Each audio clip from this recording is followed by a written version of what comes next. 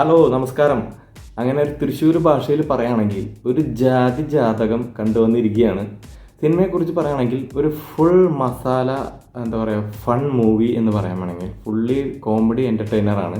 ഒരു spoof cinema എന്നൊക്കെ വേണമെങ്കിൽ പറയാൻ പറ്റും. പടത്തിൻ്റെ സ്റ്റോറി എന്ന് പറഞ്ഞൊരു സിമ്പിൾ ത്രെഡിനെയാണ് ഇവർ ട്രീറ്റ് ചെയ്തേക്കുന്നത്. അതായത് ഒന്നുമില്ല, 38 വയസ്സ് പ്രായമുള്ള ഒരു ചെറുപ്പക്കാരൻ പെണ്ണ് കിട്ടാതെ ജാതകത്തിൻ്റെ ഒരു ബേസൊക്കെ കാണിച്ചിട്ട് ജാതകത്തിൻ്റെ ഒരു ഇഷ്യൂ അങ്ങനത്തെ പെണ്ണ് കിട്ടാതെ നടക്കുന്നു. അങ്ങനെ ഒരു സ്റ്റോറിയാണ് സംഭവം പറഞ്ഞിരിക്കുന്നത്. പിന്നെ ഇതിലുള്ള എന്താ വെച്ച് കഴിഞ്ഞാൽ നമ്മുടെ ഈ പൊളിറ്റിക്കൽ കറക്റ്റ്നെസ് ഒക്കെ നോക്കുന്നവരെ പൊളിച്ചടക്കുന്ന രീതിയിലാണ് പടത്തിൻ്റെ ഒരു കഥ സെറ്റ് ചെയ്തിരിക്കുന്നത്. അതായത് നിറം, പിന്നെ ഉയരം, അങ്ങനെ അതിനെയൊക്കെ കുറിച്ചിട്ട് ഭയങ്കരമായിട്ട് സംസാരിക്കലും അങ്ങനെ ഒരു പരിപാടിയൊക്കെയാണ് അതിൽ എടുത്തേക്കണത്. ആക്ഷേപഹാസ്യമാണ് മെയിനായിട്ട് ഈ പടത്തിൻ്റെ ഒരു ഇത് ചെയ്തിരിക്കുന്നത്. ട്രീറ്റ്മെൻറ്റ് അങ്ങനെയാണ്, ആക്ഷേപഹാസ്യമാണ്. പണ്ട് നമ്മൾ ശ്രീനിവാസൻ സിനിമകളിലൊക്കെ കണ്ടിട്ടില്ലേ? എനിക്ക് വിനീതനെ കണ്ടപ്പോൾ പണ്ടത്തെ ശ്രീനിവാസൻ സിനിമകളിൽ ചില സിനിമകളാണ് എനിക്ക് ഓർമ്മ വന്നത്. അതായത് വേറെ ഒന്നുമില്ല, സിമ്പിളായിട്ട് ഒരു ചിരിക്കാനുള്ള മൈൻഡ് സെറ്റായിട്ട് പോവുക, ചിരിക്കുക, പോരുക, അല്ലാണ്ട് വലിയ ലോജിക്കൊന്നും നോക്കരുത്. ചുരുക്കി പറഞ്ഞാൽ നമ്മുടെ ആവേശം സിനിമയിൽ ഫഹദ് ഫാസിൽ പൊളിച്ചടക്കിയിട്ടില്ലേ, സെയിം അതന്നെ, ആ പരിപാടി പൊളിച്ചടക്കൽ തന്നെയാണ് ഇതിലും. പക്ഷേ കഥയും കാര്യങ്ങളും വ്യത്യാസമുണ്ട്. പക്ഷേ എനിക്ക് അങ്ങനെ ഒരു ഫീലിംഗ് ആണ് തോന്നിയത്. മുകുന്ദൻ ഉണ്ണി അസോസിയേറ്റ് സിനിമ കഴിഞ്ഞിട്ട് എനിക്ക് ഇത്ര ഏറ്റവും ഇഷ്ടപ്പെട്ട സിനിമ ആയിട്ട് തോന്നിയത് എനിക്കിതാണ്. കാരണം എന്താ വെച്ച് കഴിഞ്ഞാൽ അതിൽ ഡാർക്ക് കോമഡി ആണെങ്കിൽ ഇതിൽ സെൽഫ് ട്രോളുകളും പിന്നെ ഞാൻ പറഞ്ഞ പോലുള്ള അതിന് ആ രീതിയിലുള്ള കോമഡികളും കാര്യങ്ങളും.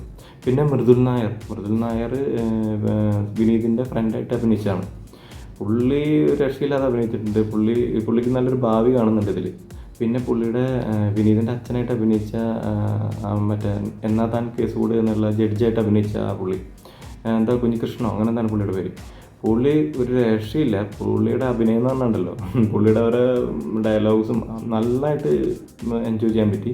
തിയേറ്ററിൽ മൊത്തം ചിരിയായിരുന്നു. അങ്ങനെ ചുരുക്കി പറയാനാണെങ്കിൽ എന്താ പറയുക, ഒരു ഫുള്ളി കോമഡി എൻ്റർടൈനർ കാണാൻ താല്പര്യമുള്ളവർക്ക് പോയി കാണാം.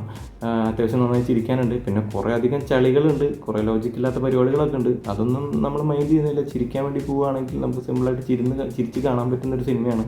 പിന്നെ ഒരു മസ്റ്റായിട്ട് തിയേറ്ററിക്കൽ വാച്ച് തന്നെ ഞാൻ അഭിപ്രായം പറയുന്നൊരു ടൈപ്പ് സിനിമയാണ്. കാരണം എല്ലാവരോടും കൂടി ഇരുന്ന് ഒരു കോമഡി സിനിമ കാണുമ്പോൾ ഉണ്ടാകുന്ന ഒരു രസമുണ്ടല്ലോ, അത് എൻ്റർടൈൻ ചെയ്യാൻ നമുക്ക് തിയേറ്ററിൽ പോയി തന്നെ സിനിമ കാണാം.